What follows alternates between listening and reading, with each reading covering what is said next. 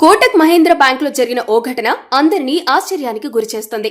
కోటక్ బ్యాంకులోని ఒక branch manager తనకున్న బెట్టింగ్ జూదం అలవాట్లతో ఏకంగా బీహార్ ప్రభుత్వ బ్యాంకు ఖాతా నుంచి 31.93 కోట్లను తస్కరించినట్లు బయటపడింది. బ్యాంకు మేనేజర్ కొట్టేసిన డబ్బును విదేశాలకు తరలించి దక్షిణాఫ్రికా, ఫిలిప్పీన్స్ గేమింగ్ యాప్స్ ద్వారా వ్యసనాలకు ఖర్చు చేసినట్లు అధికారుల దర్యాప్తులో తేలింది.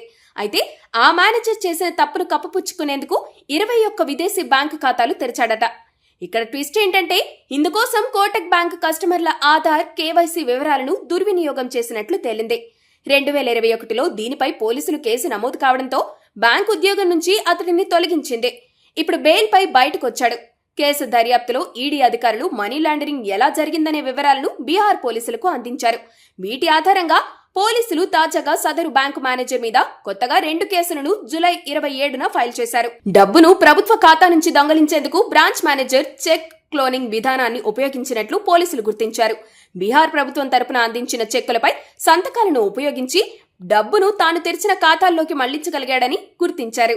బ్రాంచ్ మేనేజర్ గా సంతకం సరిగ్గా ఉందా లేదా అనే ఆథరైజేషన్ ఇచ్చే హక్కును ఉపయోగించుకుని 2 ఏళ్ల పాటు ఇదే మోసాన్ని అతడు కొనసాగించినట్లు తేలింది.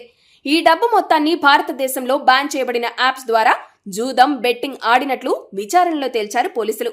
అతి తెలివైన మేనేజర్ ఎక్కడా తన పేరు బయట పడకుండా ఉండేందుకు కస్టమర్ కేవైసీ వివరాలతో ఓపెన్ చేసిన ఖాతాల ద్వారా ఈ వ్యవహారాన్ని చక్కబెట్టారు. అలాగే వారి ఖాతాల నుంచి డబ్బు ఎరగా చూపి కొందరి ఖాతాల్లోకి ఆ డబ్బు పంపించి అక్కడి నుంచి తాను పొందేవాడు.